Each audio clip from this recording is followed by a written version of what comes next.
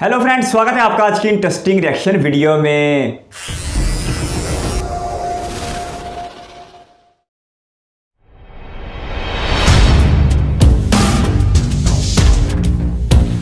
पूरी फॉर्म में आ चुका हूं, खड़े होकर सारी केस स्टडीज बना रहा हूं। Freedom fighter Netaji Subhash Chandra Bose, scientist Abdul Kalam पे वीडियो बनाया, बिजनेसमैन सर रतन टाटा पे, पॉलिटिशियन अटल बिहारी वाजपेयी। आज बात करेंगे लौह पुरुष सरदार वल्लभ भाई पटेल। नमस्कार, मैं Vivek Bindra, founder and CEO बड़ा बिजनेस.com। लौह पुरुष पहले होम मिनिस्टर और deputy prime minister, iron man of India बोलते थे उनको, बिस्मार्क ऑफ इंडिया। जर्मनी की कहानी वो बाद में बताता हूं आपको, पहले समझिए उनको आयरन मैन क्यों बोलते थे। छोटी उम्र में एक बार उनको फोड़ा हो गया, फोड़े में भर गई पस, वहां तक बहुत दर्द। डॉक्टर बोला कि इसमें तो थोड़ा जलता हुआ गर्म लोहा डालना पड़ेगा, फोड़ना पड़ेगा फोड़े को। बहुत मुश्किल था वो, डॉक्टर भी घबरा रहा था, माता पिता रिश्तेदार दोस्त बोले नहीं हो पाएगा नहीं हो पाएगा। छोटी उम्र में सरदार वल्लभ भाई पटेल अपने हाथ से उस गर्म जलते हुए लोहे को लिया और उस फोड़े को फोड़ दिया। एक्चुअली टॉलरेट करने की दर्द को ना बहुत बड़ी एबिलिटी थी उनके अंदर, फियरलेस थे, डरते नहीं थे। विल पावर उनकी बचपन से दिखती थी। आपने कभी सोचा है अगर सरदार वल्लभ भाई पटेल नहीं होते तो देश कैसा होता? अगर आप कश्मीर से कन्याकुमारी या अगरतला से अहमदाबाद तक अगर आपको जाना तो कम से कम 7-8 बार वीजा लेना पड़ता। सोच रहे हो मेरी बात को? अगर नॉर्थ से साउथ की तरफ चल रहे हो, कितनी बार वीजा, कितनी बार परमिशन लेना पड़ता। ये देश नहीं होता, ये कई देशों का एक कॉन्टिनेंट होता इंडिया। अंग्रेजों ने जहां हिंदुस्तान को टुकड़ों में बांटा था, वहीं सरदार पटेल ने उस खाई को पाटा था। 31 अक्टूबर 1875 नाडियाड गुजरात के अंदर इनका जन्म हुआ। शुरू से शुरू करते हैं। पिता जावर भाई पटेल किसान और फ्रीडम फाइटर। 1857 के फ्रीडम मूवमेंट में उन्होंने भी बड़ा योगदान दिया था। आर्थिक स्थिति शुरू में कमजोर थी, दोस्तों से किताबें मांग के पढ़ा करते थे। 10वीं क्लास उन्होंने NK high school Petlad Gujarat के अंदर 1897 में पढ़ाई पूरी करी। बाद में उन्होंने लॉ की पढ़ाई करी, सेकंड रैंक लेकर के आए और राइट टू प्रैक्टिस लेके आए। लेकिन लॉयर ऐसे बने जो कि अनडिफीटेबल, उनको हरा नहीं सकता था कोई। शुरू में तो वो गांधी को पसंद नहीं करते थे। जब गांधी गुजरात क्लब आते भी है ना, तो वो बोले कि भाई ऐसे संडास साफ करके और ब्रह्मचर्य का व्रत करके देश में आज़ादी नहीं मिलने वाली। वो लॉयर थे उस समय, बहुत उनको जबरदस्त लॉयर हुआ करते थे। लेकिन 2 साल के बाद जब चंपारण का सत्याग्रह से वो बड़े प्रभावित हुए, उसको देख के से कहते हैं फलेन परचीयते। गांधी के जब उन्होंने फल को देखा वो बड़ा प्रभावित हुए उससे। फलेन परचीयते मतलब फल परिचय कराता है कि जड़ कैसी थी। किसी पेड़ के बारे में जानना हो ना, पेड़ कैसा है, तो फले न परिचित है। उस पेड़ में अगर फल बढ़िया लग रहा है तो मतलब पेड़ ठीक है। गांधी जी से उनकी मुलाकात 2 साल के बाद हुई थी, जब वो बॉम्बे प्रेसिडेंसी पॉलिटिकल कॉन्फ्रेंस में आए थे अहमदाबाद के अंदर 1917 में। और वहां पे गांधी जी से बड़े प्रभावित हुए कि उन्होंने resolution of loyalty to the British king, एक ऐसा डॉक्यूमेंट था रेजोल्यूशन ऑफ लॉयल्टी, यानी कि हमारे को बड़ा वफादार होना पड़ेगा ब्रिटिश राजा के लिए। लॉयल्टी का रेजोल्यूशन था कि कसम खाओ सबके सब, कर्मणा मनसा वाचा, आप सबके सब समर्पित हो अंग्रेजों को। तो उन्होंने, गांधी जी ने फाड़ दिया उसको। ये बड़े प्रभावित हुए उनसे। तब उन्होंने वहां से अपना कोट वोट फेंका फाड़ करके और बिल्कुल आग वाग लगा दी। मातृभाषा का प्रयोग करना शुरू किया। बोले पैसा तो बहुत कमा सकता हूं पर आजादी नहीं दिला पाऊंगा। उस दिन से धोती कुर्ता उन्होंने पहन लिया। फिर कई साल उन्होंने गांधी को सहयोग तो किया, पर 1928 में वो मौका आया जब वो एक्चुअल लीडर बन के निकले। हुआ क्या था कि गुजरात में जो कुछ किसान थे उनकी फसल खराब हो गई थी। बारदौली तालुका के थे किसान गुजरात में, और जो अंग्रेज थे, किसानों की फसल थी नहीं, 6 से 22% तक टैक्स बढ़ा दिया और बोला तुम टैक्स नहीं दोगे तुम्हारी जमीनें हड़प लेंगे। ये किसान पहुंचे गांधी जी के पास। गांधी जी बिजी थे, उन्होंने पहली बार सरदार पटेल को भेजा। तब तक वो सरदार नहीं थे, जब तक वो वल्लभ भाई पटेल हुआ करते थे। तो पटेल गए वहां, जाके उन्होंने पता किया कि भाई चक्कर क्या है, ये सारी की सारी जमीनें हड़प लेंगे अंग्रेज। तो पटेल ने एक आइडिया लगाया। क्या बोले कि मैं कुछ गुप्तचर बनाता हूं और ये पता लगाता हूं कि ये कौन से किसान की आज जमीन हड़पने वाले हैं अंग्रेज लोग। और इनको नियम मालूम था लॉयर होने के कारण कि या तो अंगूठा लगाएगा तब जमीन अंग्रेजों के नाम पे होगी, या साइन करेगा तब जमीन अंग्रेजों के नाम पे होगी। तो गुप्तचर से पता लगवाया कि आज कौन से किसान का घर नीलाम होने वाला है। और जैसे ही उसका पता लग जाता है कि भाई आज इस पटेल का घर नीलाम होगा, तो उसको पहले ही गायब कर देते थे। अब जब किसान गायब, अंग्रेज ढूंढे, भाई ये किसान किधर गया, ये किसान किधर गया। अंग्रेज हो गए परेशान। अब जिसका घर नीलाम करना हो वो किसान गायब हो जाए, जिसका घर नीलाम। इनके अपने गुप्तचर थे, ये पता लगा लेते थे कि आज अंग्रेज किसके घर जाएंगे। इतनी इनकी इंटेलिजेंस, सारे के सारे किसानों को एक एक करके गायब कराते थे, 2 महीने बाद वापस ले आते थे। अंग्रेज परेशान हो गए भाई, ना तो उनको मिल रहा टैक्स, ना उनको मिल रही जमीन। वो घबरा के उन्होंने माफी मांग ली। उन्होंने कहा कि भाई ठीक है 22% से वापस 6% ले आते हैं, कम से कम टैक्स तो मिलेगा। बारदोली की औरतें बहुत खुश हुई। वो बोली कि अब आज से आप केवल वल्लभ भाई पटेल नहीं, आज से आप सरदार वल्लभ भाई पटेल हैं। सरदार मतलब चीफ और a leader of a community. किससे तो बहुत हो सकते हैं सरदार पटेल के, पर वो पहले प्रधानमंत्री क्यों नहीं बने, वहां से शुरू करते हैं। ये डिफाइनिंग मोमेंट है जिससे आपको उनका कैरेक्टर पता चलता है। बात 1946 की है। अंग्रेज वर्ल्ड वॉर 2 के बाद कमजोर पड़ चुके थे। आप जानते थे ना, सुभाष चंद्र बोस जी जो करके गए, पिछला वीडियो तो आपने देखा है।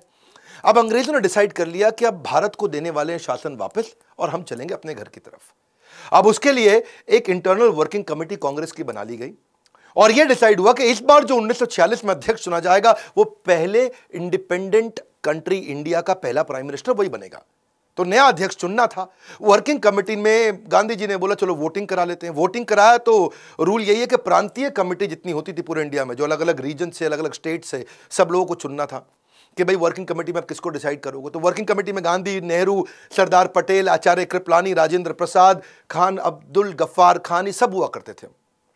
और सारी प्रांतीय कमेटियों ने जब अपने अपने वोट दिए तो उस दिन वर्किंग कमेटी की मीटिंग जहां बैठी और वहां सब खोल के चेक किया गया तो कृपलानी हैरान हो गए और उन्होंने कहा कि एक्चुअली नेहरू के नाम पे किसी ने वोट नहीं किया पूरे देश में। 15 में से 12 लोगों ने सरदार पटेल के नाम पे किया, 2 लोगों ने कृपलानी के नाम पे किया और 15वें का पता ही नहीं चला। अब इसमें जब गांधी ने देखा कि भाई सारे के सारे सरदार पटेल को एक्चुअली वोट इसलिए करते थे क्योंकि उनकी ऑपरेशनल कैपेबिलिटी अच्छी थी, पूरे देश में उनका एक्सेप्टेंस था, सारे के सारे देश के लीडर्स उनको बड़ा मानते थे। अब वर्किंग कमेटी ने कहा कि ठीक है, प्रांतीय कमेटी ने जो किया, गांधी जी आपका क्या विचार है। गांधी जी ने वहीं पे तुरंत नेहरू से पूछा कि मैं नेहरू, तुम्हारे लिए किसी ने वोट नहीं किया, सबने सरदार पटेल के लिए वोट किया है, तुम्हारा क्या विचार है। गांधी जी ने औपचारिकता के लिए पूछ लिया तुम्हारा क्या विचार है।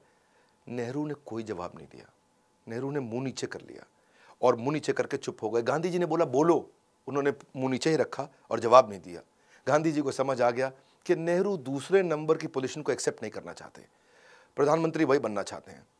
अंदर से गांधी की भी इच्छा थी कि इसको प्रधानमंत्री बनाया जाए। तो गांधी ने एक कागज निकाला और कागज पे कुछ लिखा, उसको फोल्ड करके वहीं सरदार पटेल को दे दिया। सरदार पटेल ने जैसे ही कागज खोला तो उन्होंने कागज फोल्ड करके वापस अपने जेब में रख लिया और वहीं उन्होंने बोला कि मैं अपनी दावेदारी अध्यक्ष के पद से वापस लेता हूं। सब देखने लगे सरदार पटेल को, सब समझ गए कि गांधी जी ने मना कर दिया कागज पर लिख के और उन्होंने अपनी दावेदारी तुरंत वापस भी ले ली। अब बात यह है कि सरदार पटेल उस एकलव्य की तरह थे और गांधी उस द्रोणाचार्य की तरह थे जो अपने अर्जुन नेहरू प्राइवेटली उसी को आगे बढ़ाना चाहते थे। और नेहरू क्योंकि अध्यक्ष बनना चाहते थे, बाद में जब यह डिसाइड हो गया कि यही प्राइम मिनिस्टर बनेंगे आगे चल के, तो कुछ पत्रकारों ने आकर के पूछा भी गांधी से कि जब पूरा देश चाहता था कि सरदार पटेल को ही प्रधानमंत्री बनाया जाए, उन्हीं को अध्यक्ष बनाया जाए ताकि वो प्रधानमंत्री बने, क्या आपको विश्वास नहीं था सरदार पटेल की कैपेबिलिटीज पे। गांधी बोले नहीं, विश्वास तो पूरा है, लेकिन दूसरे नंबर का पोजीशन नेहरू एक्सेप्ट नहीं करते। तो बोले कोई बात नहीं, पूरा देश तो सरदार पटेल को चाहता था। बोले सरदार पटेल तो मेरी बात मान जाते हैं ना, नेहरू मानता नहीं। और नेहरू जो है ना, उसके साथ दिक्कत यह, अगर वो नहीं मानता और वो कांग्रेस तोड़ देता तो अंग्रेज उसका बड़ा फायदा उठा लेते हैं। Nehru is the only English man, Nehru ही एक अकेला इंग्लिश मैन है हमारे देश के अंदर जो जाके अंग्रेजों के साथ बातचीत कर लेगा।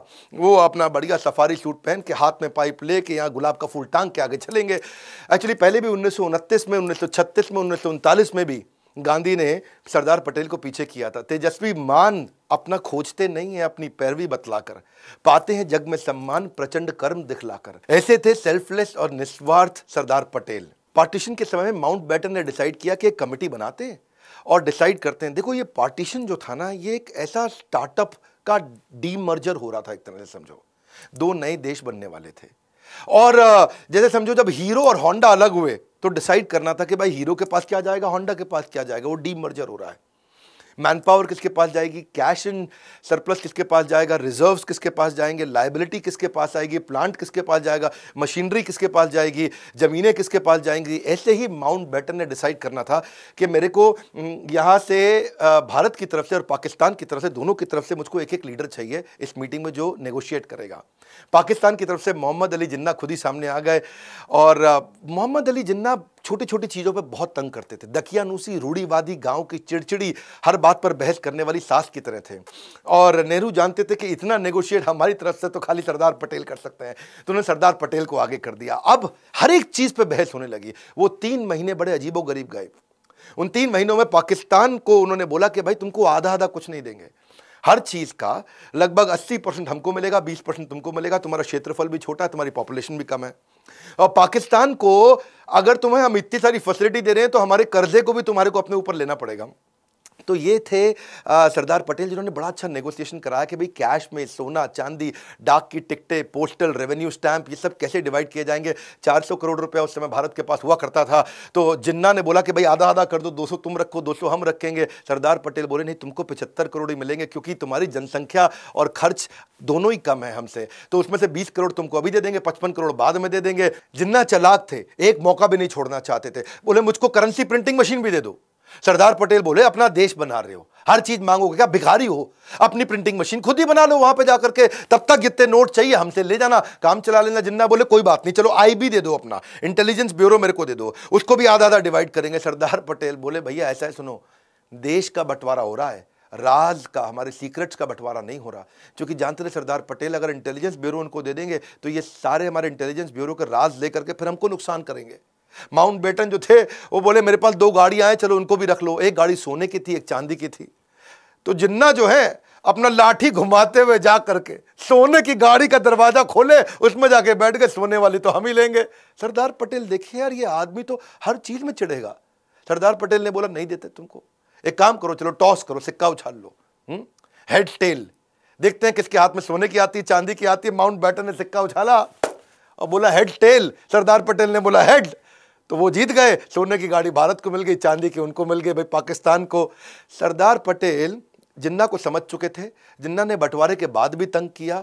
सरदार पटेल उनको एक साथ पैसा भी इसीलिए नहीं दे रहे थे कि इनको एक बार में पैसा दूंगा तो ये बाद में मुझको तंग करेगा। तो 75 करोड़ में से खाली 20 ही दिया था। गांधी जी बोले बाकी पैसा उनको दे दो। बंटवारे के बाद उन्होंने देखा कि जब जिन्ना दोबारा से आतंकवाद की सारी हरकतें उन्होंने शुरू कर दी, सरदार पटेल ने बोला अब तो पैसा नहीं दूंगा। गांधी जी बोले ठीक है, मैं अनशन कर लेता हूं। सरदार पटेल समझ रहे थे, गांधी जी बात बात पे अनशन कर रहे थे। वो उनके जाके चरण भी छूते, नहीं नहीं गांधी जी माफ करिए, मैं दे दूंगा, ये हमको भी तंग करेंगे। और सरदार पटेल सरदार भी थे, एकदम बहुत मजबूत भी थे। तो वो एक ऐसे व्यक्ति थे जो सारे माहौल के हिसाब से काम करते थे। कलकत्ता में इन्होंने दोबारा दिक्कतें करी, 5000 लोग वहां मारे गए, हिंदू मुसलमान के झगड़े हो रहे हैं। 7 सितंबर 1947 को उन्होंने एक आदेश दे दिया, दंगाइये को देखते गोली मार दो। हाँ, यहाँ पे लाहौर को, मैं दिल्ली को एक और लाहौर नहीं बनने दूंगा, क्योंकि वो मानते थे कि एकता ही देश की तकदीर है, और जिसमें एकता नहीं है वो देश तो फकीर है। हजरत निजामुद्दीन में सारे मुसलमानों को जब दिक्कत आई, सरदार पटेल वहां पहुंच गए, बोले सारे मुसलमानों की रक्षा मैं करूंगा। भाई जो हमारे देश को मुसलमान वफादार नहीं हो, भले ही पाकिस्तान चला जाए, पर जो हमारे देश में रहेगा उसकी रक्षा मैं करूंगा। उन दिनों जिस समय जब ट्रेन पाकिस्तान से इंडिया आती थी तो उसमें हिंदुओं की लाशें होती थी, तो उन्होंने अमृतसर से मुसलमानों की लाशें भेजनी शुरू करी। तो सरदार पटेल खुद अमृतसर पहुंच गए कि ये तो वो शहर है जहां हिंदू और सिख और मुसलमानों के खून को जलियांवाला बाग से रंगा गया था। भाई सारे सिखों को ध्यान रखना पड़ेगा। और जाकर के उन्होंने वहां भी बोला कि भाई मुसलमानों को अब नहीं मारेंगे। समूहम सर्वभूतेषु, सरदार पटेल ऐसे व्यक्ति थे जो मुसलमान और हिंदुओं सबकी रक्षा करना चाहते थे। बेसिकली इनके कॉन्ट्रीब्यूशन में जो हिस्सा था ना, वो जो 565 रियासतें इन्होंने जोड़ी, सबको जोड़ करके भारत को अखंड बनाया, जो नेगोशिएशंस किए, वो सरदार पटेल का बहुत बड़ा कंट्रीब्यूशन था। ये साम दाम दंड भेद तीनों चारों किया करते थे। बातचीत की नीति हो गया साम दाम, भाई बातचीत करके 561 रियासतें इन्होंने साथ में कंट्रोल कर ली। जो नहीं माना जूनागढ़, तो वहां जाके भेद कर दिया जूनागढ़ के अंदर। जो बिल्कुल नहीं माना जैसे कि हैदराबाद, वहां जाके उनको दंड दिया। ऐसे व्यक्ति थे सरदार पटेल के, डसते नहीं थे, फन दिखा के डरा देते थे। जोधपुर जूनागढ़ में बड़ी दिक्कत आई। जोधपुर के राजा थे, वो सारी 22 की 22 रियासतें पूरे राजस्थान की, ग्रेटर राजस्थान की, वो जोधपुर से इन्फ्लुएंस थी, क्योंकि जोधपुर बहुत बड़ा था। और वहां के जो राजा हनवंत सिंह थे, 1947 में वो धौलपुर के महाराज नवाब की मदद से, जो भोपाल वाले थे, उनकी मदद से जाके जिन्ना से मिले और जिन्ना के साथ उन्होंने नेगोशिएशन कर लिया। और जिन्ना ने उनको कन्विंस कर लिया कि भाई मैं कोरे कागज पे साइन करके दे देता हूं तुमको, महाराज हनवंत सिंह ऑफ जोधपुर, जो तुमको चाहिए मुझसे ले लो। और डिसीजन ये हो गया कि कराची का बंदरगाह की सुविधा दे देंगे आपको, रेलवे के आने जाने की सुविधा दे देंगे, अनाज और शस्त्रों के इंपोर्ट एक्सपोर्ट की पूरी सुविधा दे देंगे। तो इनको इतना कंफर्ट आ गया, बोले हम तो जा रहे हैं पाकिस्तान में। और जोधपुर के इन्फ्लुएंस के चक्कर में राजस्थान की जो बाकी 21 रियासतें थी वो भी जोधपुर के पीछे पीछे चलती थी। उन्होंने भारत के साथ जुड़ने को मना कर दिया। सरदार पटेल के लिए बहुत दिक्कत आ गई। सरदार पटेल ने जो वीपी मेनन, ये वीपी मेनन पे एक वीडियो बनाना बनता है, बहुत जबरदस्त आदमी थे उनके टाइम के। उन्होंने इसको भेजा कि जाओ भैया तुम जोधपुर के महाराज से जाके मिलो और उनको बोलो इंस्ट्रूमेंट ऑफ एक्सेशन पर साइन कर दो, तुम भारत के साथ ही रहने वाले हो। जाके वहां वीपी मेनन पहुंचे तो जोधपुर के महाराजा ने रिवॉल्वर लगा दी उसके गले पे, बोला तुझको तो खत्म कर दूंगा। बेचारा वीपी मेनन वापस आया, समझ में आया इनको कि भाई सरदार पटेल को सुनने नहीं वाला। तो मैंने बताया ना, ये फन दिखा के डराते थे। इन्होंने जोधपुर के राजा को बोला दिल्ली आओ मुझसे मिलने के लिए। जोधपुर के महाराज जब दिल्ली पहुंचे, हनुमंत सिंह को मिलने के बाद बोले कि तुम्हारे जो पिता है ना वो मेरे बहुत अच्छे दोस्त थे और तुम्हें मेरी देखरेख में छोड़ के गए हैं, और मेरी बात समझ लो, अगर तुम ऐसे नहीं मानोगे तो पिता के रूप में आकर के ऐसा दंड दे के तुम्हें सुधारूंगा, अकल आ जाएगी तुमको। और उनको, क्योंकि ना इनको मालूम था कि जैसलमेर, बीकानेर ये सब कोई साथ में नहीं आया और ये पाक के साथ जाके मिल गया। अगर पाकिस्तान के साथ और राजस्थान पाकिस्तान के पास चला जाता तो पूरा राजस्थान मिला के पाकिस्तान दिल्ली के नजदीक आता, और किसी देश की राजधानी अगर बाजू वाले देश के बिल्कुल नजदीक हो तो देश की राजधानी पर खतरा बढ़ जाता है। तो इन्होंने उनको समझाया जोधपुर के राजा को, भाई मेरी बात सुन, तेरे जो जनता है ना वो तेरा साथ नहीं देगी, सारी जनता तेरी हिंदू है, और पाकिस्तान के साथ जबरदस्ती जोड़ा तो जनता समेत मैं तेरे खिलाफ खड़ा हो जाऊंगा, खत्म कर दूंगा। तो नतीजा बाद में यही निकला कि इन्होंने साइन कर दिया, बोला ठीक है जी सरदार पटेल जी माफी मांगता हूं, सारी 21 रियासतें इनके साथ वापस आ गई। इधर पूरा राजस्थान कंट्रोल में आया, लेकिन गुजरात का जूनागढ़, वहां हो गई दिक्कत, क्योंकि जूनागढ़ में पॉपुलेशन तो हिंदू की थी, राजा मुसलमान था। वो बोला हम पाकिस्तान से मिलेंगे। बिना लड़े सरदार पटेल ने वीपी मेनन को फिर बोला जाओ भैया जूनागढ़ पहुंच जाओ, इस बार मैं लड़ूंगा नहीं। बिना लड़े कैसे करेंगे, इसे बोलते हैं कूटनीति। बोला राजा से मत मिलना, जागीरदारों से मिलो। ऊपर राजा है, नीचे जागीरदार हैं छोटे छोटे, उनसे जाके मिलो, उनको जाके भड़का दो और जाकर के क्या बोलो, उनको बोलो कि तुम्हारा मुस्लिम नवाब मुस्लिम मुल्क के चंगुल में तुम सबको फंसवा देगा, तुम सारे हिंदू हो, तुम्हारा नवाब मुसलमान, वो देश मुसलमान, तुम सब फंस जाओगे। जैसे ये बोला तो वहां विद्रोह चालू हो गया। सारे जागीरदार राजा को बोलने लगे, मुस्लिम नवाब को, वहां पे हम नहीं जाएंगे पाकिस्तान में।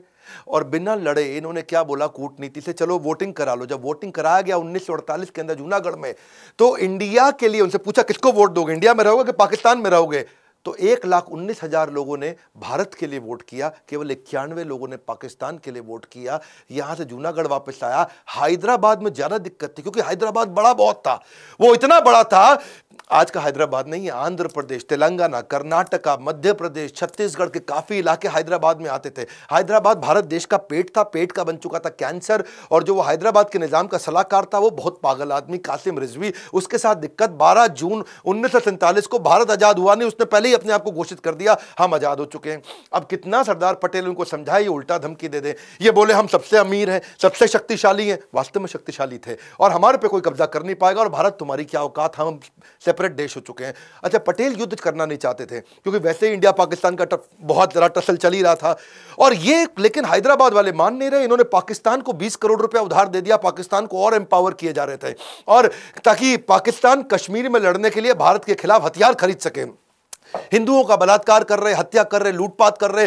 तो हैदराबाद एक ऐसा कैंसर था। अच्छा, इन्होंने कई डिस्कशन कर ली वहां निजाम के साथ में, और कई बार उन्होंने अग्रीमेंट ब्रेक कर दिया। आखिरी बार बोला सरदार पटेल ने, खत भेज रहा हूं तुमको, आखिरी मौका दिया जा रहा है। निजाम जब नहीं माने, पटेल ने सैन्य कार्रवाई का आदेश दिया। 5 दिन लड़ाई हुई, 5 दिन में हैदराबाद की फौज ने घुटने टेक दिए, हैदराबाद पूरे देश के अंदर वापस आकर के मिल दिया।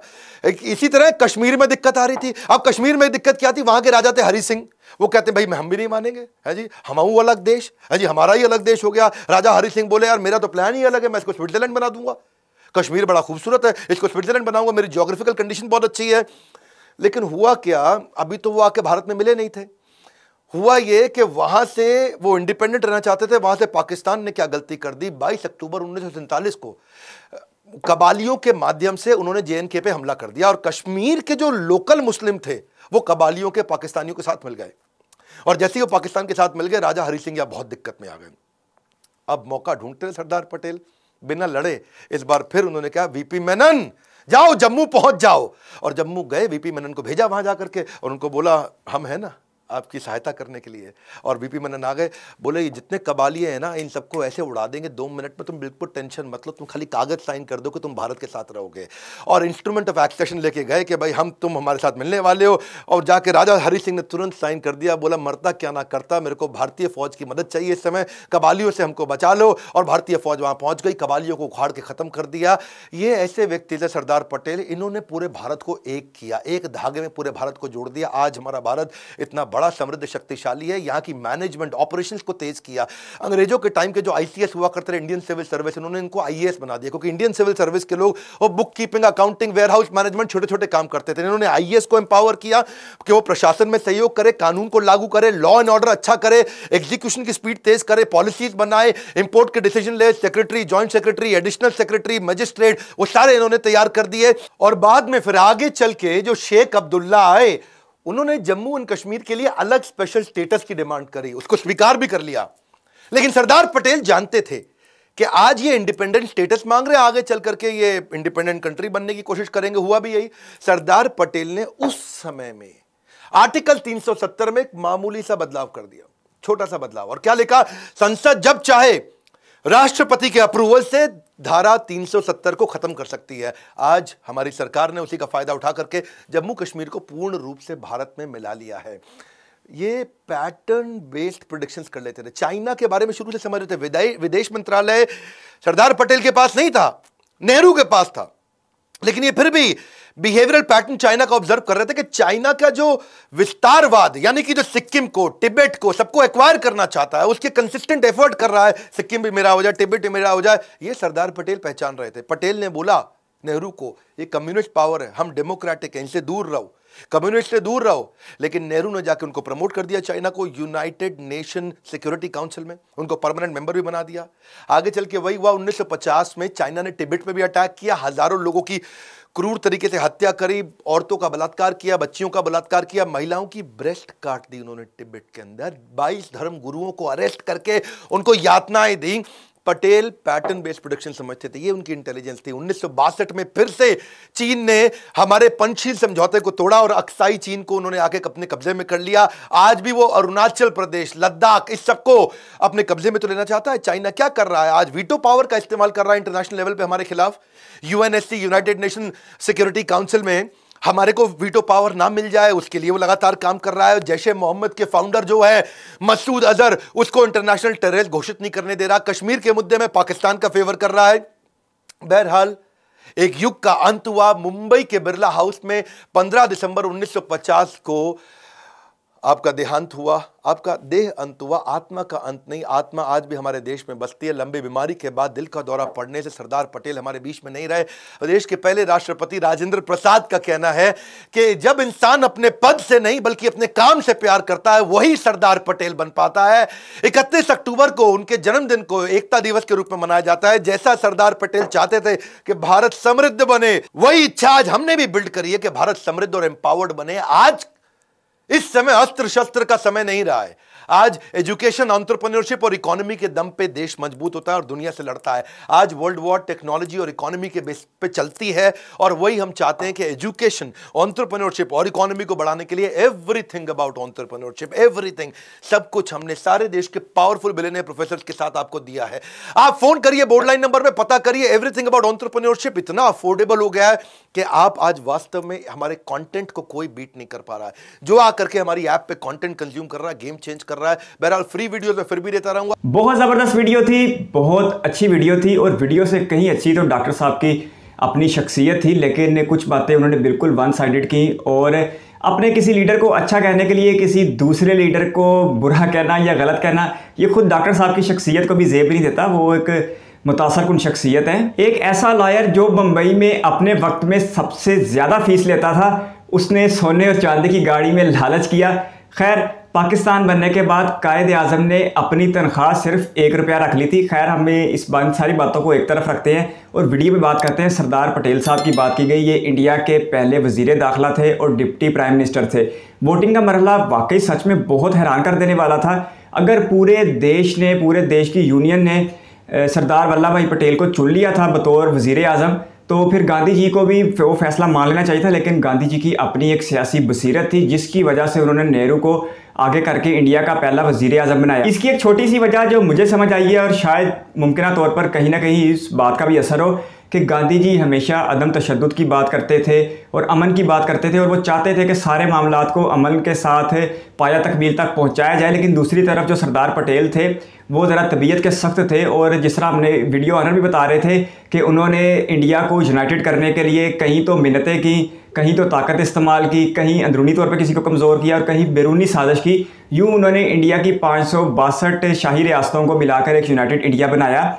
वैसे सरदार पटेल साहब अगर ईस्ट की तरफ थोड़ा सा और देख लेते तो हैदराबाद के बिल्कुल आगे उन्हें शायद ईस्ट बांग्लादेश या ईस्ट पाकिस्तान यानी बांग्लादेश दिखाई दे सकता था। ये बात वैसे समझ से बिल्कुल बालातर है कि राजस्थान की रियासतें जहाँ पर 88% मेजॉरिटी हिंदुओं की है वो कैसे पाकिस्तान के साथ जा सकती थी। अगर सरदार वल्लभ भाई पटेल की इब्तदाई ज़िंदगी की बात करें तो वो 31 अक्टूबर 1875 को गुजरात में पैदा हुए थे और गुजरात की अपनी एक तारीख़ है जिसकी वजह से वहाँ के रहने वालों का मुसलमानों के बारे में और मुसलमानों के अफवाज के बारे में कुछ नज़रिया बाकी हिंदुस्तान की निस्बत अच्छा खासा मुख्तलिफ है।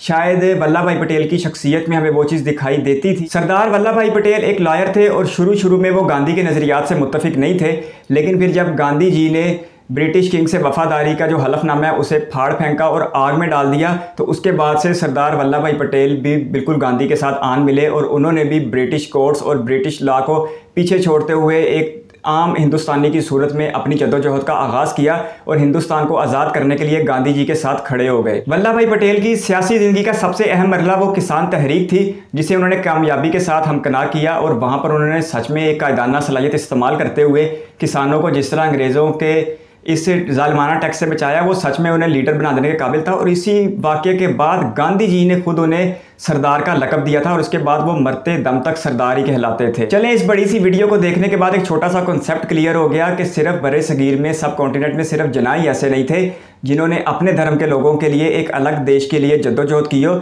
दूसरी तरफ सरदार पटेल भी बिल्कुल ऐसी शख्सियत है जिन्होंने अपने धर्म के लोगों के लिए एक अलग देश बनाया और उसे अच्छा खासा यूनाइटेड भी कर दिया। सरदार पटेल को प्राइम मिनिस्टर ऑफ इंडिया ना बनाए जाने की वजह से नेहरू के लिए एक अच्छी खासी स्पेस पैदा हुई जिसे आने वाले 30-35 वर्षों में इस खानदान ने पूरा कैश किया।